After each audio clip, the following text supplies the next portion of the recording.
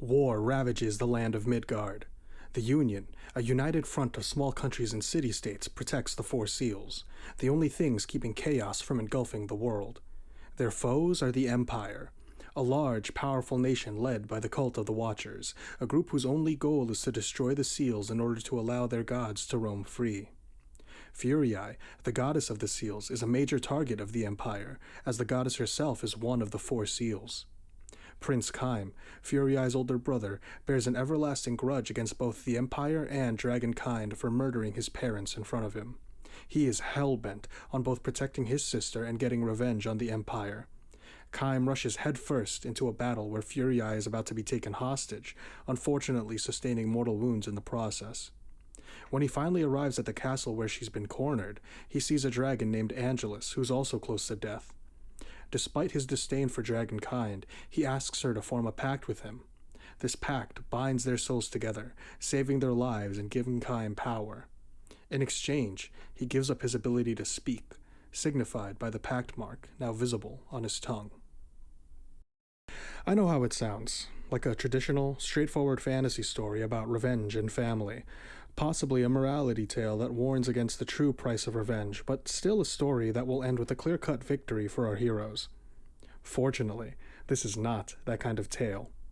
The rest of the story follows Kaim's journey and the other pack partners who join him as he tries to protect his sister and also achieve vengeance against the Empire, eventually reaching an apocalyptic climax involving giant floating salt babies called grotesqueries and a giant pregnant salt woman called the Queen Beast who try to destroy the world using white orbs known as both the Seeds of Destruction or the Seeds of Resurrection. Drakengard is a game that's not often talked about by people outside of its fan base, and most of these people generally hold mixed to negative views about the game as a whole, but their complaints are valid. The combat can be rough, and the story can be hard for people to follow, especially if they don't know what to expect. However, despite all of these things, Drakengard is a game that constantly goes through my mind because of how daring it is in terms of theme and characters, offering a bleak but meditative take on what kind of endings video game heroes actually deserve, as well as introducing some of the most heinous but memorable characters ever seen in the medium. And now some background information for the uninitiated. Drakengard is a PS2 game that was released in the early 2000s, produced by JRPG titan Square Enix. It's the directorial debut of Yoko Taro, most known for his work on the Nier franchise, which is directly linked to this game. Drakengard gives the player a pretty unique mix of gameplay styles to experience as they go through the story. The ground combat is basically Dynasty Warriors, just with less dynasties and more warriors. Similarly, the aerial combat is basically Ace Combat, except instead of flying in the fighter jet, you're flying on the fighter jet. The game is 13 chapters long, with each level being called a verse, and features 5 different endings, labeled alphabetically from A to E, all of which can be considered canon. Truthfully, the game doesn't seamlessly shift from one ending to the next like the successors of this trait in Taro's Nier series, but it's still interesting to watch unfold. Slight differences in certain scenes, like characters who were never there before giving the player a different path to take, end up with the cast heading straight for an ending that's completely different in terms of events, but still thematically cohesive. It's actually this commitment to its major theme that made me keep thinking about this game over and over again. It was because I kept obsessively thinking about the theme and seeing how it connected to the characters and the endings that I was inspired to actually create this video. Taro challenges the concept of the average gaming hero by denying all of his characters any happy endings. In a promo video for Drakengard 3, Yoko Taro briefly touches upon his thought process while making the original Drakengard, and he mentions that one day he thought about how strange it was that games would gloat about the amount of people the players killed. He states that it seems like insane serial killer behavior, and that's reflected excellently in the way he denies his characters, and maybe even the player, any traditional form of catharsis, boldly asking the question, is a hero who commits these atrocities worthy of a happy ending? The game's cast greatly exemplifies this thought process in their stories, especially because while almost all of the main players are afflicted by personal tragedy or circumstance, they also all carry some form of guilt or taboo that's normally avoided in the medium of games. On top of all of this, their story arcs embody the game's major theme of heroes unable to achieve a happy ending because of their actions.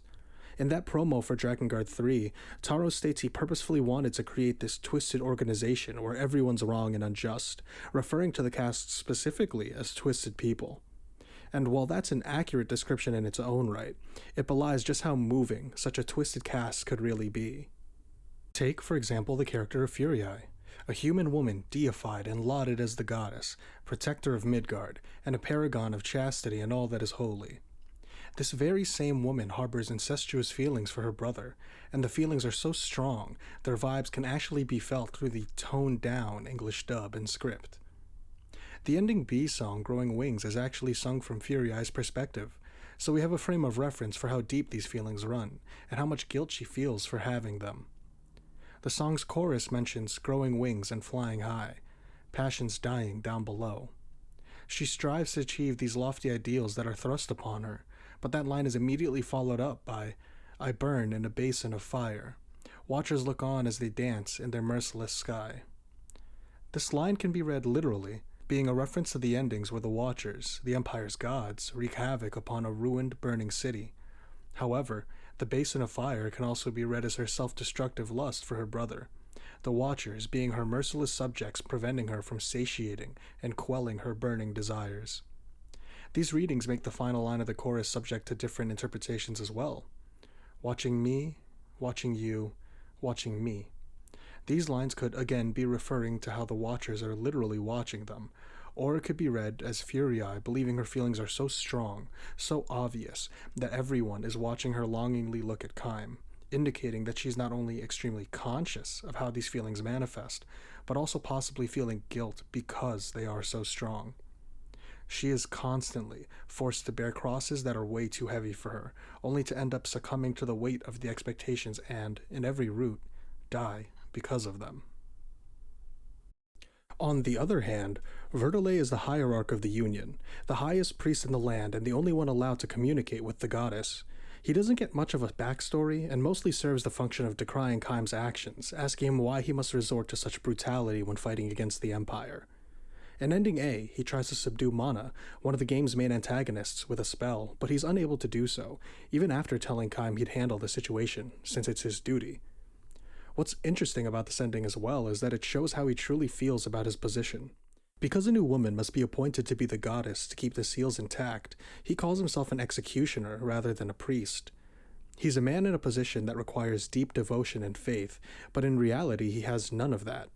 He doesn't see his position as divine, rather as brutal and violent, the very characteristics he judges Kaim for embodying. Additionally, he's a coward, willing to cast aside his beliefs if it means survival. This man is supposed to function in the mentor role for our heroes, as he's the most knowledgeable about the seals and the only priest allowed to contact the goddess, but all he does is worry about his own safety and judge those who protect him. In Ending D, after the grotesqueries start attacking, he watches his comrades start to die one by one, and then denounces his faith, saying, "What gods can help us now?" To which Angelus replies, "No gods have ever heard your prayers." And I feel like that most adequately sums up Verdelé as a character. A man who's supposed to lead and be a beacon of hope, cowering behind those he judges and deems unfit, despite being the most unfit for both his position and the situation at hand. Ironically, we never see him die on screen, and although that's his personal goal throughout the game, it doesn't count as a happy ending for him, because his survival means that he'll be forced to continue his dreaded role as executioner should the world persist. Araosh is another character that, unfortunately, doesn't really get much development in-game. The game just explains that she's gone mad after losing her child and husband to the Empire. She's so bereaved by the loss of her child that she starts consuming other children in order to reunite herself with the one she's lost.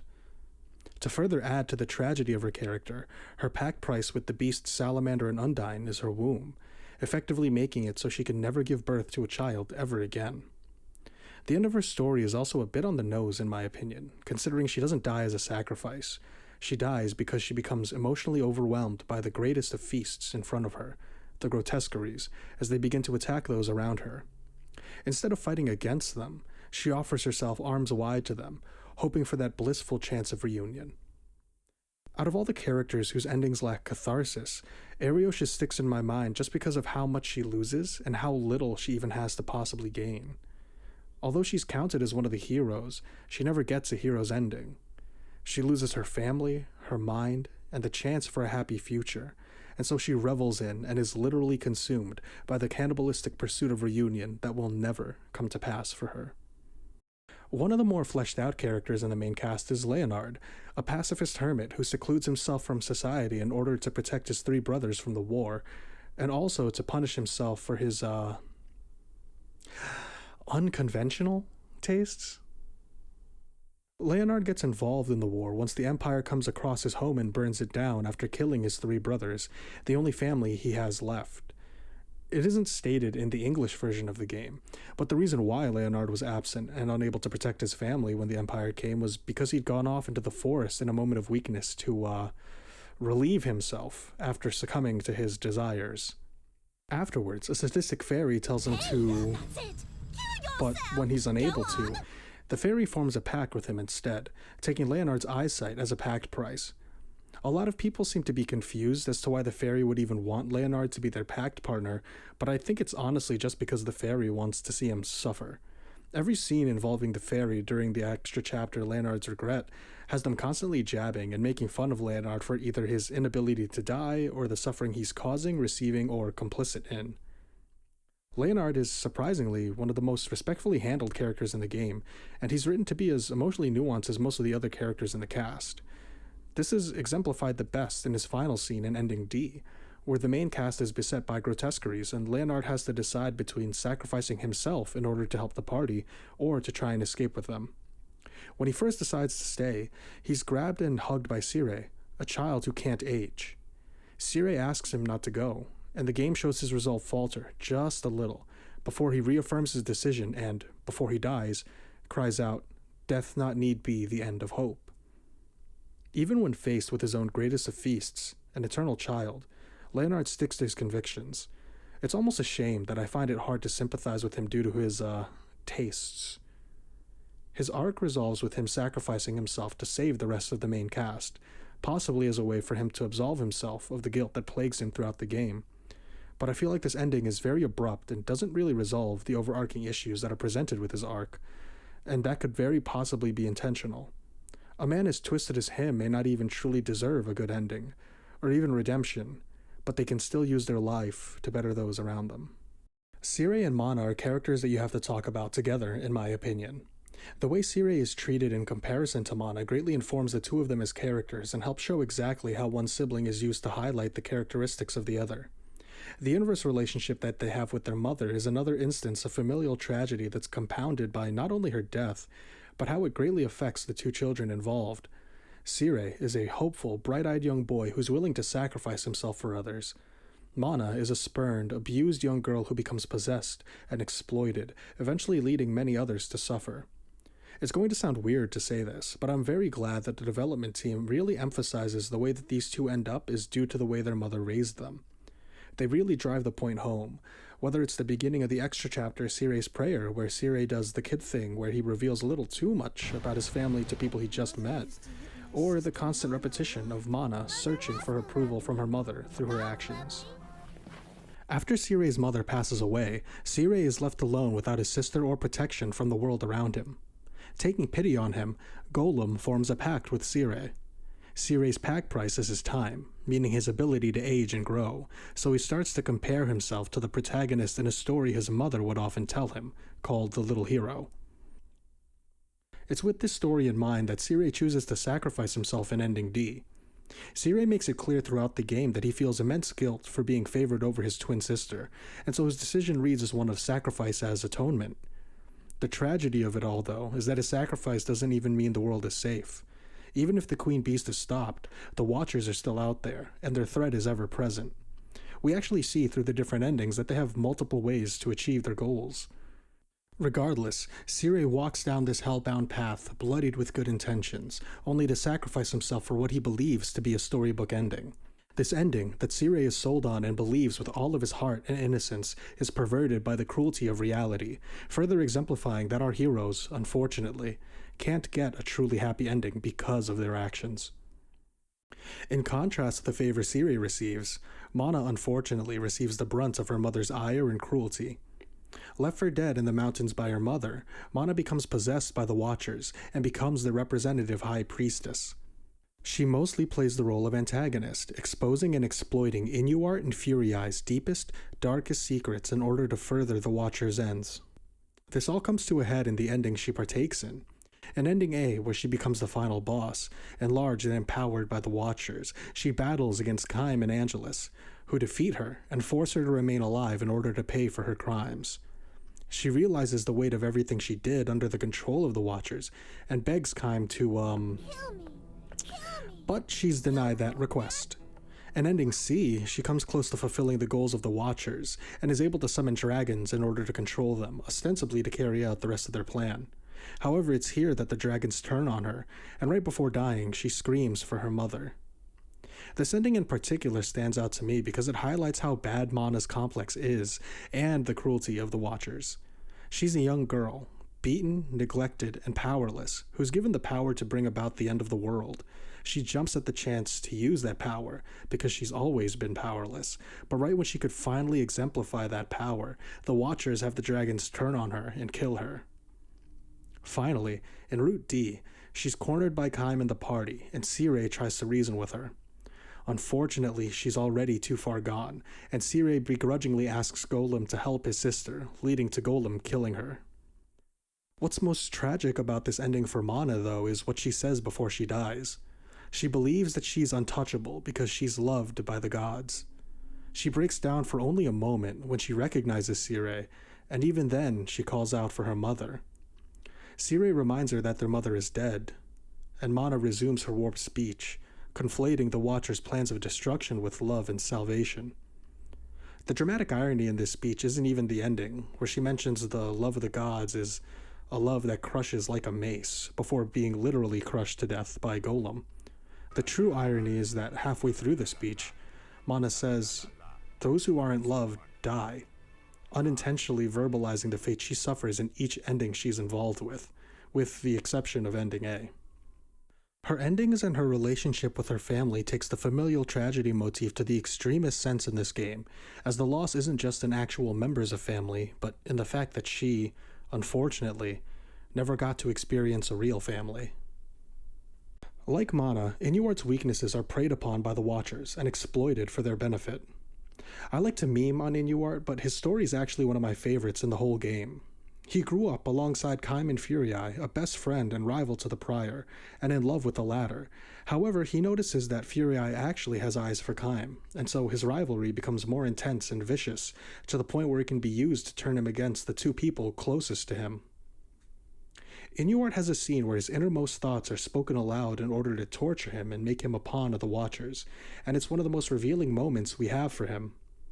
Inuard suffers from a severe inferiority complex, brought about by his inability to best Kaim and his noticing of the way Furyai looks at him. What compounds his feelings of helplessness and weakness, however, is the fact that Furyai, who finally became his betrothed, ended up being chosen as the goddess, and so they had to cancel their marriage. He could never beat his main rival for the affection of the woman he loved, and when he finally got to be with her, she was taken away by divine law. This turns him into a man willing to do whatever it takes to gain whatever semblance of control he can over his life, resulting in him forming probably the most tragic pact partnership in the game. The Watchers convince him that he needs a dragon-pact partner to gain the strength necessary to save Furyai, and so he enters into a pact with the same dragon that killed Kaim and Furyai's parents. Additionally, his pact price is his ability to sing or make music, which is the one thing he could do better than Kaim, and the thing about him that Furyai loved the most. The tragedy that Inuard experiences goes even deeper as, no matter what ending route the game takes, Furyai dies and Inuard is again left to be proven powerless or unable to protect the woman he loves. In ending B, Inuard tries to bring her to a seat of resurrection and, by placing her corpse in it, causes her to transform into a monstrous creature that ends up killing him. In ending C, he dies before he could even put Furyai into the seed, and as he lies there next to her, wonders if that could be happiness. Inuard gave everything and received nothing but pain and regret. He's not one of the heroes of our story, but he saw himself as one, and just like the others, the price he pays greatly exceeds what he gets in exchange. Inuard gets no ode or requiem, just the silence of death and the sting of failure. Because of how intertwined they are, Angelus and Kaim need to both be talked about at the same time as well. Their relationship is one of the focal points of the game, and it's the relationship that the players get the most out of. Angelus is a pessimistic dragon who loathes humankind because she's seen the depth of the atrocities they could commit throughout the span of her life. On the other hand, Kaim has a deep hatred for dragonkind because a dragon killed his parents in front of him. Both of them shouldn't get along, but due to their imminent deaths, they form a pact and travel together. Although Kaim is the player character, Angelus is very often used to characterize him, normally making pointed remarks about his penchant for murder, or asking him whether or not he feels remorse for his actions. However, Angelus herself is also rather fond of violence, helping Kaim throughout his quest and even committing an atrocity against dragonkind by slaying a worm, an ancient dragon that demands respect from all. She does this in order to test her strength and as a show of loyalty to Kaim, who she grows fond of throughout the story. This battle serves as a de facto equalizer for the two of them, showing that they are truly binded by the soul as Angelus gives in to the craving for violence against her own kind that she judges Kaim for the entire game. Of course, like the others in the cast, Angelus and Kaim are not allowed any sort of reward for their actions. In Ending A, Angelus and Kaim are able to subjugate Mana and stop her from using the Seeds of Destruction. However, the damage that she's already wrought is irreversible, and the Watchers can still wreak more havoc since the seals are destroyed. The only way to stop them is to choose another goddess of the seals, and so Angelus sacrifices herself to become the new goddess. She claims having herself become the seal will allow it to become stronger since dragon lifespans are much longer than a human's. However, before she's sacrificed, she asks Kaim to warm her one more time as he did before. This ending implies that the relationship between Kaim and Angelus surpassed fondness and fell right into scaly romance, effectively adding bestiality to the list of taboos present in the game. Also, it should be noted that Angelus's name isn't revealed in-game until this very ending. She decides to reveal her name to Kaim as a sign of her trust in him and a respect for him. This ending is bittersweet for our heroes as the two who were once at odds, now united in love, must be forcefully separated again, leaving Kaim alone with no one to comfort him. Ending B doesn't see our heroes fare any better, though this ending involves more suffering and sacrifice for Kaim rather than Angelus. Inuard places a deceased Furyai into a seed of destruction in an attempt to revive her.